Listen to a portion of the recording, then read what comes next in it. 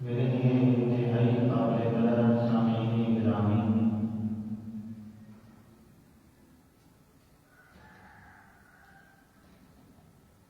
آپ حضرات کے سامنے پارہ نمبر 5 سورہ نساء کی آیت نمبر 36 کا کچھ حصہ تلاوت کیا ہے۔ رب لم یزل کی بارگاہ عالیہ میں انتہائی ذلت اور عاجزی سے یہ دعا اور التجا ہے کہ اللہ کریم اخلاص کے ساتھ اصلاح کی نیت سے اس آیت مبارکہ کے مطابق حق سچ بیان کر سکنے، سمجھا سکنے کی توفیق عطا فرمائے۔ اس کے بعد اللہ کریم مجھے اور آپ کو اس کے مطابق عمل کرنے کی بھی توفیق عطا فرمائے۔ وما توفیقی الا باللہ علیہ توکلت والیہ انیب۔ پچھلا جمعہ سے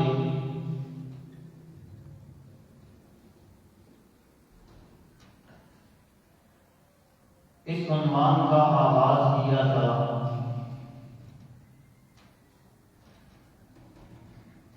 کہ اگر دین اسلام کو دیکھا جائے تو دین اسلام کا خلاصہ اور نچوڑ یہ نکلتا ہے کہ دین اسلام پورے کا پورا حقوق پر مشتمل ہے۔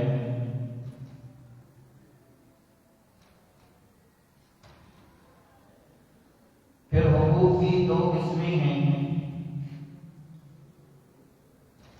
کچھ ایسے حقوق ہیں کہ جن کا تعلق، جن کی نسبت اللہ کی طرف ہے، انہیں حقوق اللہ کہا جاتا ہے، اور کچھ ایسے حقوق ہیں جن کا تعلق انسانوں کے ساتھ ہے، انہیں حقوق العباد کہا جاتا ہے۔ اپنی اس بات کے اوپر بطور دلیل کہ میں نے قرآن کریم کی ایک آیت مبارکہ آپ حضرات کے سامنے پیش کی تھی کہ اللہ کریم نے 5ویں سپارے میں اس بات کا ذکر کیا اور فرمایا وَاعْبُدُوا اللَّهَ وَلَا تُشْرِكُوا بِهِ شَيْئًا۔ یہ اللہ کا حق ہے، اللہ کا حقوق کا ذکر کیا جا رہا ہے۔ وَبِالْوَالِدَيْنِ إِحْسَانًا، اور یہ حقوق العباد کا ذکر ہے۔ گویا دین کے احکامات کا تعلق یا حقوق اللہ کے ساتھ ہوگا یا حقوق العباد کے ساتھ ہوگا۔ اور آپ علیہ السلام کے فرمان میں سے ایک حدیث مبارکہ میں نے دلیل کے طور پر پڑھی تھی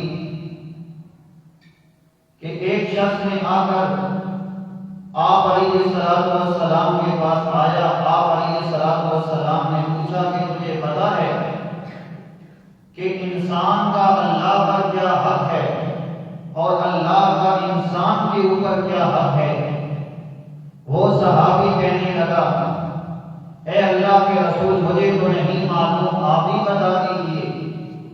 تو اللہ کے معبود پیغمبر نے فرمایا کہ انسان کے اوپر اللہ کا یہ حق ہے کہ انسان اللہ کی ایسی خالص عبادت کرے کہ اللہ کی عبادت میں، اللہ کی ذات میں، صفات میں کسی کو شریک نہ کرے.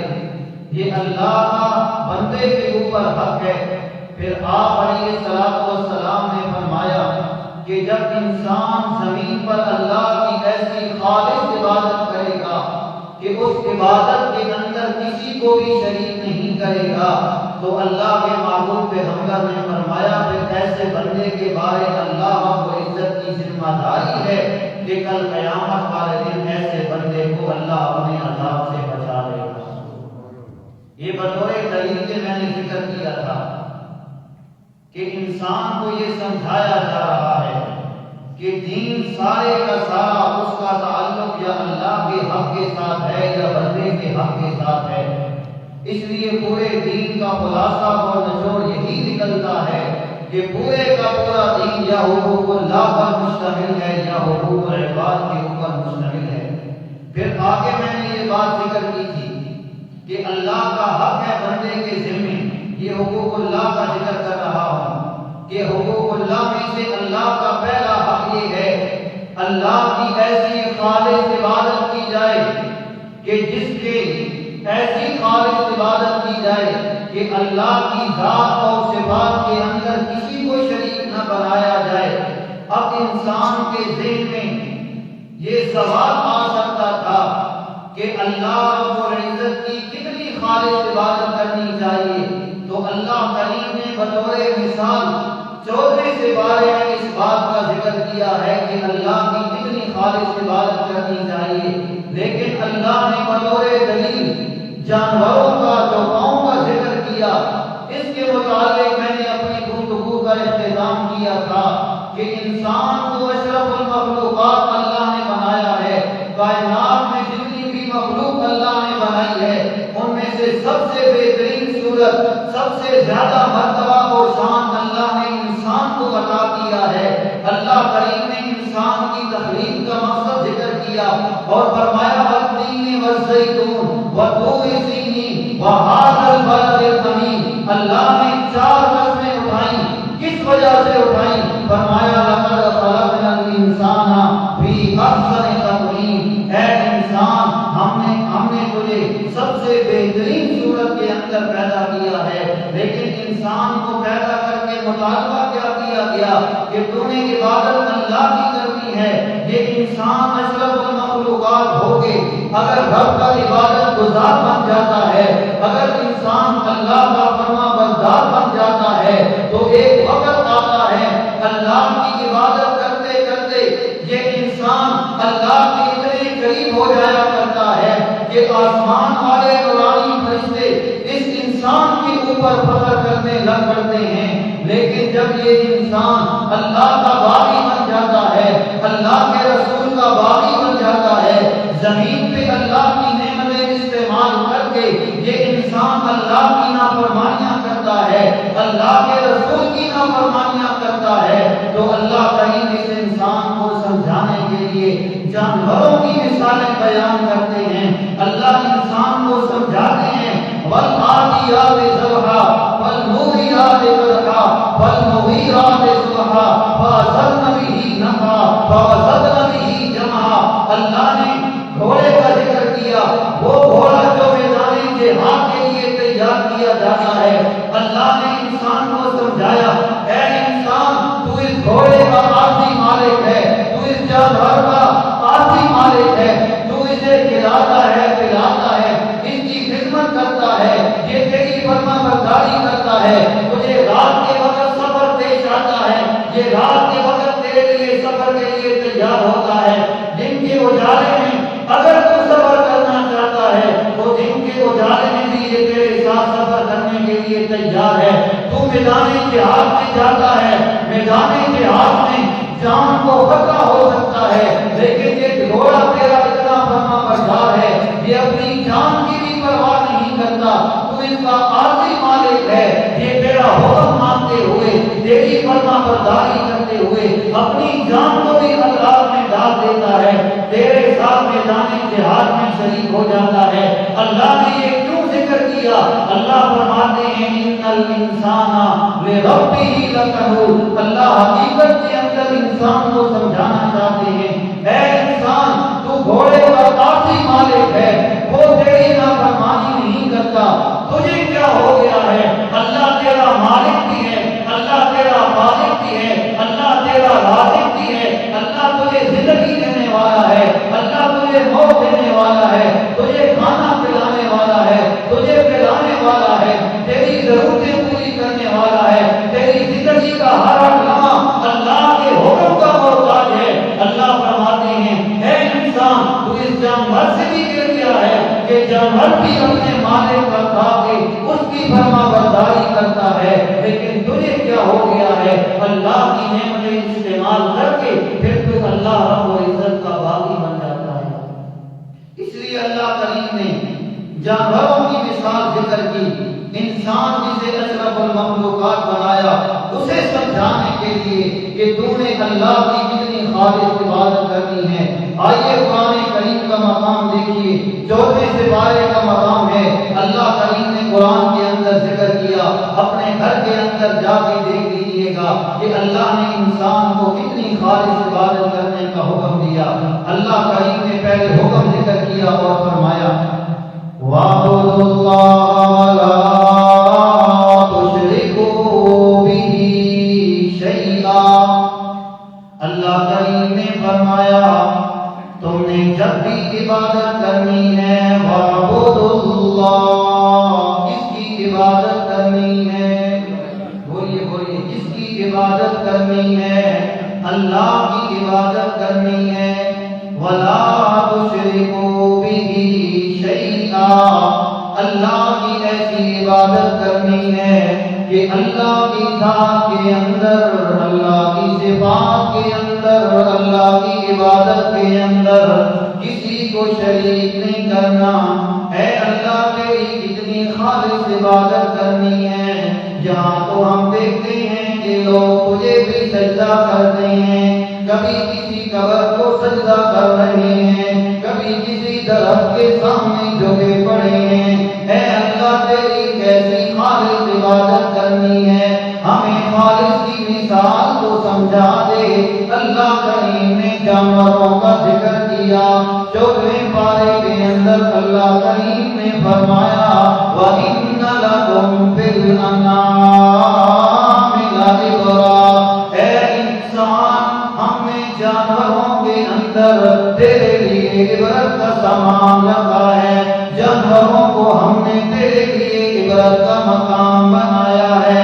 اے اللہ تو نے جانوروں کو ہمارے لیے کیسے عبرت بنایا ہے؟ اللہ کریم نے فرمایا نُسْقِيكُم مِّمَّا فِي بُطُونِهِ مِن بَيْنِ فَرْثٍ وَدَمٍ لَبَنًا خالصا۔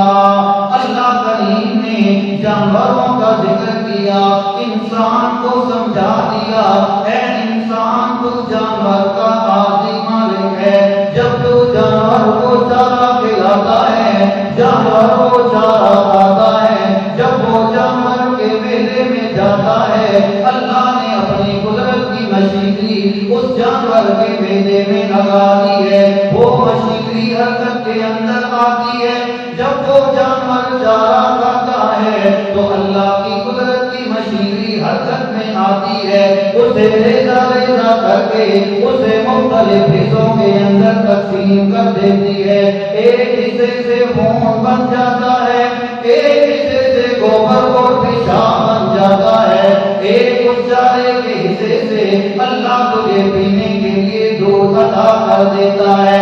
اللہ کریم فرماتے ہیں اے انسان ذرا غور تو کر، جس اللہ کا تو بغاوت کر رہا ہے، جس اللہ کے حکم کی نافرمانی کر رہا ہے، اس اللہ کا کمال يخرجكم مما في بطونهم، اس اللہ نے اس جانور کے پیٹ میں سے من بین فرث ودم، اللہ نے تجھے دو گندگیوں کے درمیان میں سے لبناً خالصا، پینے کے لیے خالص دودھ عطا کیا ہے۔ اللہ کریم نے انسان کو سمجھایا اگر ہم چاہتے دودھ کے اندر ملاوٹ کر دیتے ہوں گی، اگر ہم چاہتے دودھ کے اندر گوبر کی ملاوٹ کر دیتے، لیکن انسان کی طبیعت ایسی اللہ نے بنائی ہے کہ اگر دودھ کے اندر خون مل جائے انسان پینا گوارا نہیں کرتا، اگر گوبر دودھ کے اندر مل جائے انسان پینا گوارا نہیں کرتا۔ اللہ کریم فرماتے ہیں ان دو گندگیوں کے درمیان سے لبناً خالصا، تجھے خالص دودھ پلانے والا ہے تو وہ کون ہے؟ بولیے بولیے کون ہے؟ اللہ ہے۔ میں آپ کو عقیدے کا مسئلہ سمجھانا چاہتا ہوں۔ اللہ نے یہ مثال کیوں ذکر کی؟ اللہ نے اس کے ذریعے ہمیں کیا سمجھایا؟ اللہ کریم نے مجھے اور آپ کو عقیدے کا مسئلہ سمجھا دیا۔ اے انسان، تیری طبیعت کی باری آئی، تیری فطرت کی باری آئی، اگر دودھ کے اندر خون کی ملاوٹ ہو جاتی تو پینا گوارا نہ کرتا، گوبر کی ملاوٹ ہو جاتی تو پینا گوارا نہ کرتا، اس لیے ہم نے تیری طبیعت کا لحاظ کیا، دونوں گندگیوں میں سے لبناً خالصا، تیری طبیعت کا خیال کرتے ہوئے ہم نے جب تجھے دودھ پلایا تو اس جانور کے تھنوں سے تجھے خالص دودھ پلایا۔ اے انسان، جب میری ذات کی باری آئی تو اعبدوا اللہ ولا تشرکوا به شیئا، جب میری ذات کی باری آئے جس طرح تو اپنے لیے خالص دودھ پینا پسند کرتا ہے، جب میری عبادت کی باری آئے تو اس وقت تم نے بھی اللہ کی ایسی خالص عبادت کرنی ہے کہ اللہ کی عبادت کے اندر کسی کو بھی شریک نہیں بنانا۔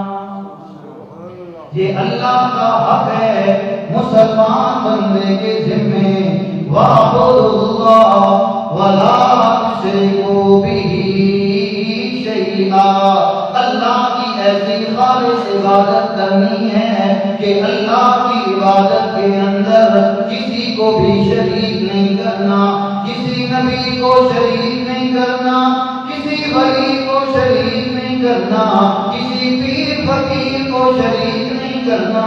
جب بھی عبادت کرنی ہے تو خالص کس کی عبادت کرنی ہے؟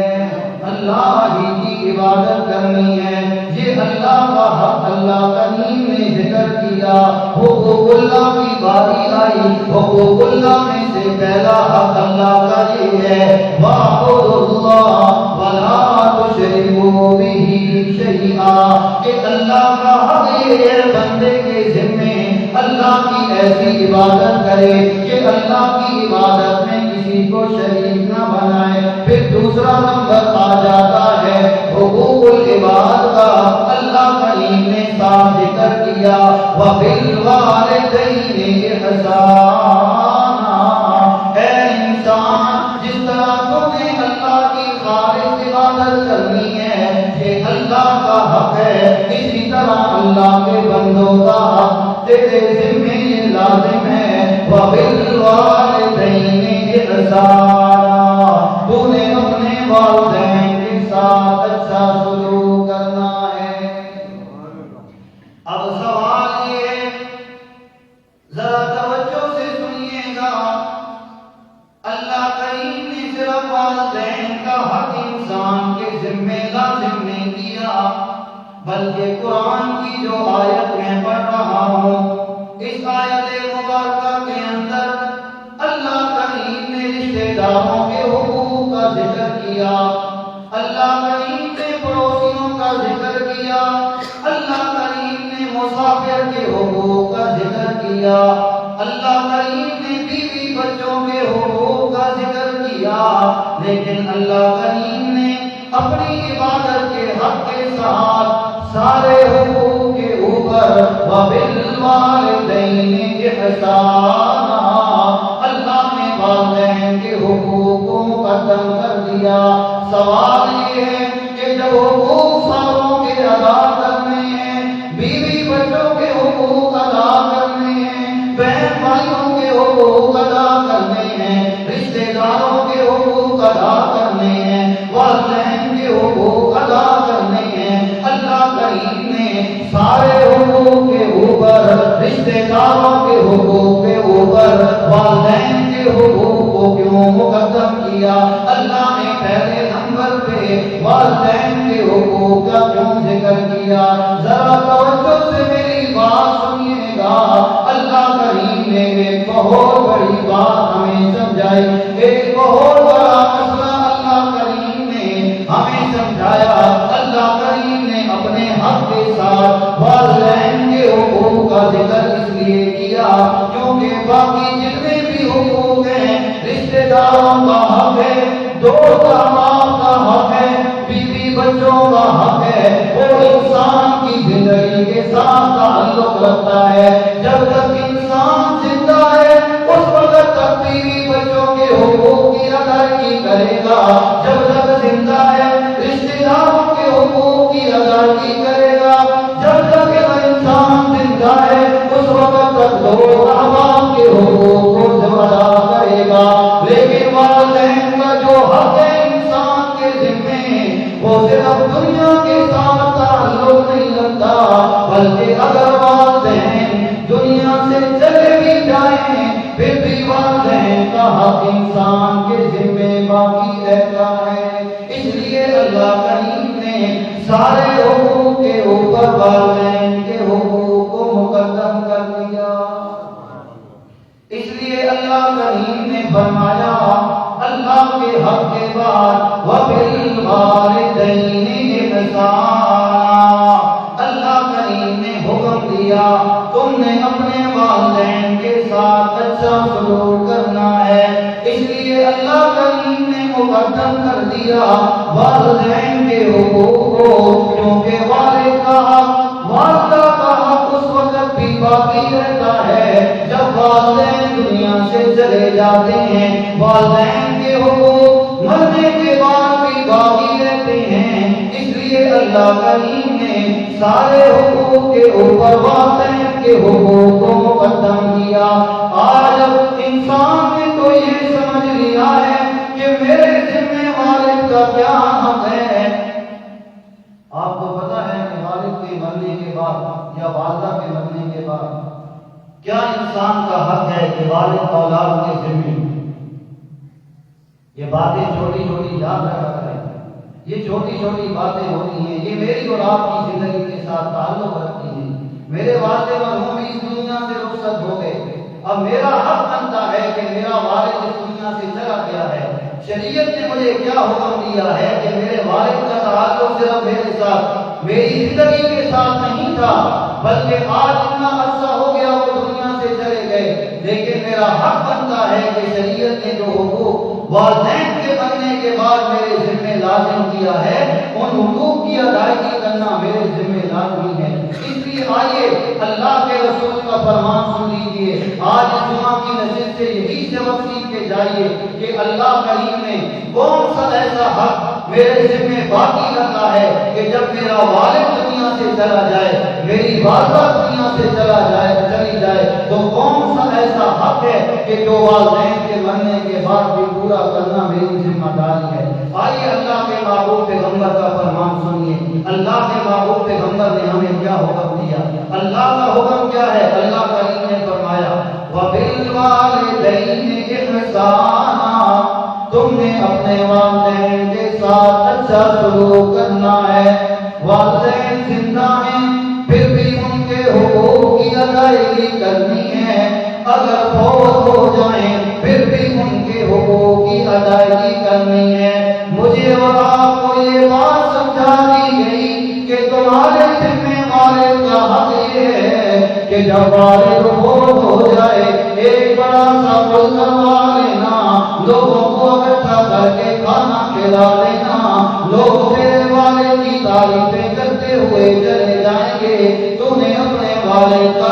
ادا کر دیا.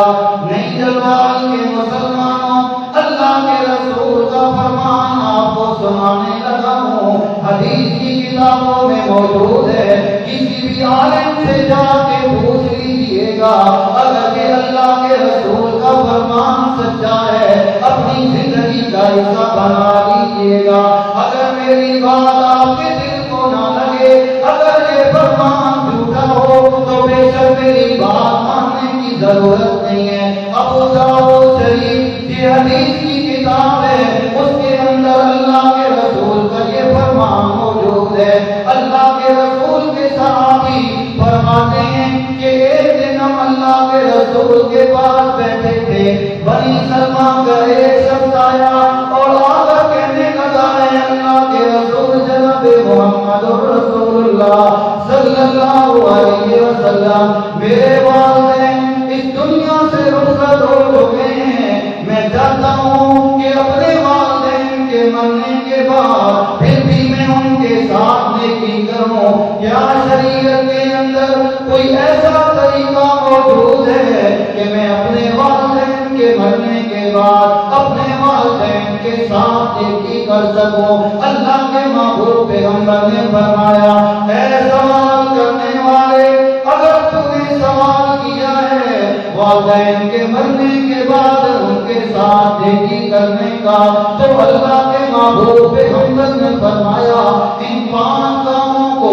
تو اپنی زندگی کا حصہ بنا لے. تیرے والدین کے دنیا سے جانے کے بعد بھی اللہ کریم تیرے اعمال کو ان کے نام اعمال کے اندر نیکی لکھ دے گا. اللہ کے محبوب پیغمبر نے فرمایا الصلاۃ علیہما، پہلا نمبر اللہ کے محبوب پیغمبر نے فرمایا تو اپنے والدین کے مرنے کے بعد اگر ان کے ساتھ نیکی کرنا چاہتا ہے الصلاۃ علیہما، جب بھی تجھے موقع ملے تو اپنے والدین کے لیے اللہ سے دعا کرتا ہے. یہ اولاد کے ذمے والدین کا پہلا حق ہے کہ والد دنیا سے رخصت ہو گیا، والدہ دنیا سے رخصت ہو گئی، ان کے لیے اللہ سے دعائیں کرتا ہے. اب نماز پڑھے گا، اللہ سے دعا کرے گا ربنا اغفر لی ولوالدیا، اے اللہ مجھے بھی معاف کر دے، میرے والدین کو بھی معاف کر دے. لیکن انبیاء یہ ہے، افسوس یہ ہے کہ والد کا جنازہ گھر کے اندر پڑا ہے، والدہ کا جنازہ گھر کے اندر پڑا ہے. رشتے داروں کو، حقیقی بیٹوں کو بھی اس بات کا احساس نہیں ہے. ہم نے اپنے والدین کے لیے دعائے مغفرت کرنا ہے، جنازہ پڑھ لیں گے لیکن جنازے سے پہلے نماز کی ادائیگی کے لیے نہیں آئیں گے. وہ اولاد اس سے کیسے توقع کی جا سکتی ہے کہ اپنے والدین کے رخصت ہو جانے کے بعد وہ اپنے والدین کے لیے مغفرت کی دعا کرے گی؟ اللہ نے تو حکم دیا ہے، تم نے اللہ سے ہر وقت یہ دعا کرنی ہے، رب ارحمہما کما ربیانی صغیرا، اے اللہ میرے والدین کے ساتھ رحمت والا معاملہ فرما، جس طرح بچپن کے اندر انہوں نے میرے لیے میرے ساتھ رحمت کا معاملہ کیا. زندہ ہیں پھر بھی اللہ سے ان کے لیے دعائیں کرنی ہے، مر جائیں تو پھر بھی ان کے لیے اللہ سے دعائیں کرنی ہے. یہ پہلا حق اللہ کر کے محبوب پیغمبر نے ذکر کیا، الصلاۃ علیہما، اپنے والدین کے لیے اللہ سے دعائیں کرنا ہے. دوسرے نمبر پہ اللہ کے محبوب پیغمبر نے فرمایا والاستغفار لہما، والد دنیا سے چلا گیا ہے، والدہ دنیا سے چلی گئی ہے، تو اللہ کے محبوب پیغمبر نے فرمایا اولاد کے ذمے دوسرا حق یہ ہے والاستغفار لہما، اللہ سے اپنے والدین کے لیے مغفرت کی دعا کرنا. یہ بھی اولاد کے ذمے والدین کا حق ہے کہ جب اولاد جوان ہو، والدین بڑھاپے کے اندر ہو، ان کی خدمت کرنا یہ بھی ان کے لیے نیکی ہے. جب رخصت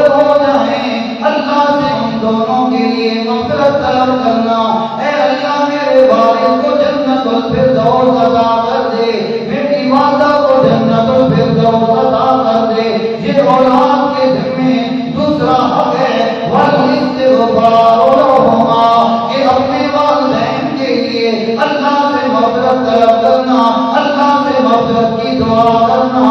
تیسرے نمبر پہ اللہ کے محبوب پیغمبر نے فرمایا کہ اولاد کو حکم دیا کہ اگر تمہارے والدین نے اپنی زندگی کے اندر کوئی وعدہ کیا تھا، اپنی زندگی کے اندر کوئی ذمہ داری اٹھائی تھی، والد دنیا سے رخصت ہو گیا، والدہ دنیا سے رخصت ہو گئی، اولاد کا یہ حق ہے والد نے جو وعدہ کیا تھا، اولاد کا حق ہے اس وعدے کو پورا کرنا۔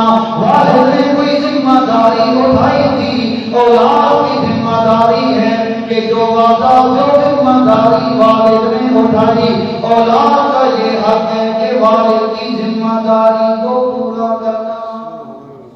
یہ اولاد کی ذمہ داری ہے۔ تیسرا حق ذکر کر رہا ہوں، یہاں تو ایک رسمی سا اعلان کر دیا جاتا ہے، لیکن یہ بہت مشکل معاملہ ہے۔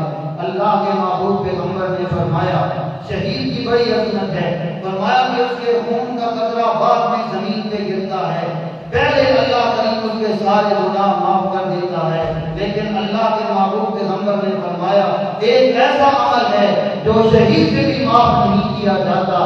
اللہ کے محبوب پیغمبر نے فرمایا کہ قرض والا معاملہ ایسا معاملہ ہے کہ جس کی ادائیگی ضروری ہے، اگر وہ بھی ادا نہ کیا، شہید کو اللہ نے اتنی عظمت عطا کی ہے، فرمایا کہ اللہ اس کے ذمے سے بھی اس عمل کو ثابت نہیں کرے گا۔ آج اسے معمولی سمجھ لیا گیا ہے، معاملات کو دیکھا ہی نہیں جاتا، بس نماز پہ زور ہے، روزے پہ زور ہے، اللہ کو راضی کرنے کا زور ہے، لیکن جب مخلوق کی باری آتی ہے، والد کے ساتھ سیدھے منہ سے بات کرنے کے لیے تیار نہیں ہے، والدہ کے ساتھ اچھے طریقے سے بات کرنے کے لیے تیار نہیں ہے، والد بڑھاپے کے اندر ہے، والدین کی خدمت کرنے کے لیے وہ تیار نہیں ہے۔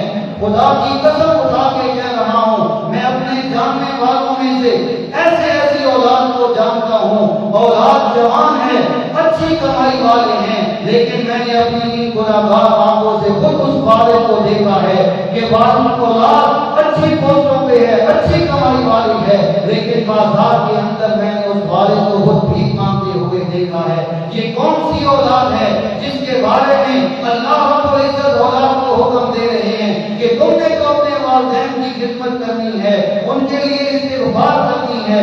والد کا یہ حق ہے اولاد کے ذمہ کہ اگر والد کی کوئی ذمہ داری ہے یا والد نے اپنی زندگی میں کوئی وعدہ کیا ہے، اس کو پورا کرنا یہ اولاد کی ذمہ داری ہے۔ اگر کوئی قرض ہے، اگر کوئی لین دین کا معاملہ ہے یا کوئی بھی ذمہ داری ہے جس میں والد نے کوئی ذمہ داری اٹھا لی، اولاد کا یہ حق ہے کہ اپنے والد کو اس کی ذمہ داری کو پورا کرے۔ یہ تین حق اللہ کے رسول نے ذکر کیے۔ چوتھے نمبر پہ اللہ کے محبوب پیغمبر نے فرمایا وَإِكْرَامُ صِدِيقِهِمَا، والدین کے مرنے کے بعد ان کے دوستوں کے ساتھ اچھا سلوک کرنا۔ والد کا کوئی دوست ہے اس کے ساتھ اچھا سلوک کرنا۔ والدہ کی کوئی سہیلیاں ہیں، والدہ کی جو قریبی عورتیں تھیں جن کے ساتھ والدہ کا اچھا تعلق تھا، اللہ کے محبوب نے چوتھا حق ذکر کیا وَإِكْرَامُ صِدِيقِهِمَا، اپنے والدین کے دوستوں کے ساتھ اچھا سلوک کرنا۔ والد دنیا سے چلا گیا ہے لیکن اسے پتا ہے کہ میرے والد کا یہ قریبی دوست تھا، میرے والد کے ساتھ اس کا اچھا تعلق تھا۔ اولاد کی ذمہ داری ہے اپنے والدین کے مرنے کے بعد اپنے والدین کے دوستوں کے ساتھ اچھا سلوک کرنا۔ پانچویں نمبر پہ اللہ کے محبوب پیغمبر نے فرمایا کہ اللہ رب العزت کے محبوب پیغمبر نے فرمایا اولاد کے ذمہ پانچواں حق یہ ہے کہ ان کے وہ تعلقات، وہ رشتے داریاں جو والد کی وجہ سے ان کے ساتھ جڑی ہیں یا والدہ کی وجہ سے ان کے ساتھ جڑی ہیں، اللہ کے محبوب پیغمبر نے فرمایا والدین کی دنیا سے رخصت ہو جانے کے بعد ان رشتے داریوں کو جوڑ کے رکھنا جن کے ساتھ تعلق والد کی وجہ سے بنا تھا، جن کے ساتھ تعلق والدہ کی وجہ سے بنا تھا، جسے یوں سمجھ لیجیے ایک گاڑکا خاندان ہے، ایک نام کا خاندان ہے، گاڑکے خاندان کے ساتھ تعلق والد کی وجہ سے مضبوط ہوا، نام کے خاندان کے ساتھ تعلق والدہ کی وجہ سے مضبوط ہوا۔ ہوا، اللہ کے محبوب پیغمبر نے فرمایا والدین دنیا سے رخصت ہو جائیں تو فرمایا اولاد کی یہ ذمہ داری ہے کہ جن لوگوں کے ساتھ تعلق رشتہ داری والد کی وجہ سے جڑی ہے یا والدہ کی وجہ سے جڑی ہے تو اللہ کے محبوب پیغمبر نے فرمایا اولاد کی یہ ذمہ داری ہے کہ والدین کے دنیا سے رخصت ہو جانے کے بعد اس رشتہ داری کو جوڑ کے رکھنا یہ اولاد کی ذمہ داری ہے۔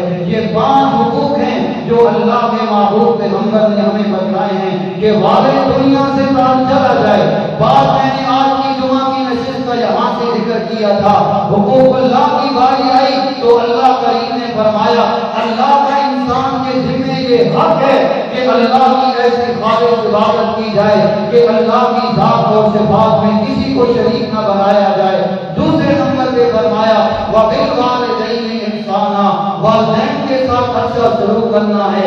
پھر یہ بات میں نے ذکر کی والدین کے تعلق کو کیوں اللہ کریم نے مقدم کیا، بیوی بچوں کا بھی حق ہے، رشتہ داروں کا حق ہے، سارے حقوق پر اللہ کریم نے والدین کے حقوق کو اس لیے مقدم کیا کہ باقی ساری رشتہ داریاں ان کا تعلق دنیا کے ساتھ ہے، لیکن جب انسان کے والدین فوت ہو جاتے ہیں والدین کے حقوق کا تعلق اولاد کے ذمہ مرنے کے بعد بھی باقی رہتا ہے۔ وہ کون سے حقوق ہیں؟ آج ہم نے جنہیں حقوق سمجھ لیا ہے ان کے اوپر شریعت کوئی عمل نہیں دیتی، بلکہ اللہ کے محبوب پیغمبر نے ہمیں وہ طریقہ بتایا ہے، وہ عمل بتایا ہے جو والدین کے جانے کے بعد ان کے لیے نیکی کا سبب بنتا ہے۔ پہلے نمبر پہ فرمایا والدین دنیا سے چلے جائیں، اولاد کا حق ہے، اولاد کا یہ حق ہے کہ اللہ رب العزت سے ان کے لیے دعا کرتی رہے۔ نمبر 2 اللہ سے ان کے لیے مغفرت کی دعا کرے، اللہ سے مغفرت طلب کرتی رہے۔ نمبر 3 جو رشتہ داریاں والدین کی وجہ سے جڑی ہیں اولاد کا حق ہے ان رشتہ داریوں کو بعد میں جوڑے رکھیں جو رشتہ داریاں والدین کی وجہ سے جڑی ہیں۔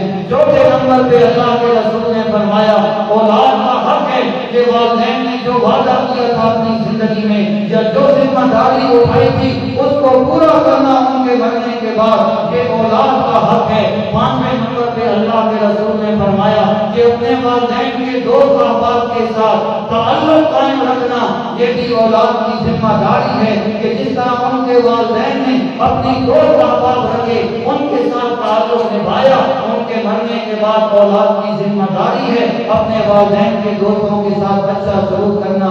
یہ وہ چیز ہے جو ابو داؤد شریف کی روایت میں اللہ کے محبوب پیغمبر نے مجھے اور آپ کو بتائے ہیں۔ اب میں نے بھی سن لیے ہیں، آپ نے بھی سن لیے ہیں، ہمیں غلط بتایا گیا ہے، ہمیں یہ حق بتایا گیا ہے ایک بڑی ساری نماز کرا دو، بڑا سارا کچھ کرا دو، تم نے اولاد والد کا حق ادا کر دیا ہے۔ نہیں، حق اصل میں یہ ہے کہ جو اللہ کے رسول نے بتایا ہے اس لیے حق اب ادا ہوگا جو اللہ نے ہمیں حکم دیا ہے۔ وَبِالْوَالِدَيْنِ إِحْسَانًا، والدین زندہ ہیں، اچھا سلوک کرنا ہے۔ اگلا سمے پہ انشاءاللہ اسی چیز کا ذکر کریں گے کہ اللہ نے عدل کا لفظ کیوں نہیں ذکر کیا، اللہ نے احسان کا لفظ کیوں ذکر کیا۔ وَبِالْوَالِدَيْنِ إِحْسَانًا، یہ والدین کے ساتھ حسن سلوک کرنا ہے۔ اللہ چاہتے تو عدل کا لفظ ذکر کر سکتے تھے لیکن اللہ نے احسان کا لفظ کیوں ذکر کیا؟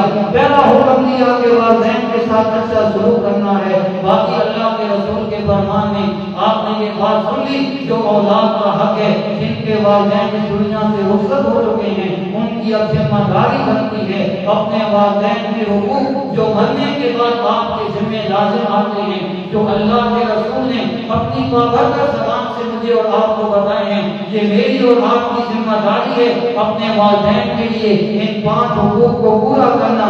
جن کے والدین فوت ہو چکے ہیں وہ ان حقوق کی ادائیگی کریں اور جن کے والدین زندہ ہیں وہ خوش نصیب ہیں کہ اللہ کریم نے انہیں موقع دیا ہے والدین کی خدمت کرنے کا۔ والد زندہ ہے، والدہ زندہ ہے، اپنے والدین کے ساتھ اچھا سلوک کیجیے کیونکہ اللہ کے محبوب پیغمبر نے فرمایا اور بات کے لیے فرمایا کہ والد تیرے لیے یا جنت ہے یا جہنم ہے، اگر والد کی خدمت کرے گا اللہ تجھے جنت عطا کرے گا، اگر والد کی نافرمانی کرے گا تو یہ تیرے لیے جہنم جانے کا سبب بن بن جائے گا۔ اس لیے وہ عمل نہ کیجیے جو کل قیامت والے دن اللہ کی بارگاہ میں پکڑ کا باعث بن جائیں۔ اس لیے آج کی نشست کا یہی سبق اور پیغام ہے، جو حقوق اللہ رب العزت نے اولاد کے متعلق اولاد کے ذمے والدین کے لگائے ہیں، یا اللہ کے رسول نے اولاد کے ذمے جو والدین کے حقوق لگائے ہیں، میں اور آپ اس بات کی کوشش کریں کہ انہیں پورا کریں۔ جب والدین کے حقوق میں اور آپ پورا کریں گے، اللہ کی ذات سے امید ہے کہ کل قیامت والے دن یہی عمل میرے اور آپ کے لیے نجات کا ذریعہ بن جائے گا۔ جو کچھ کہا سنا اللہ کریم عمل کرنے کی توفیق عطا فرمائے۔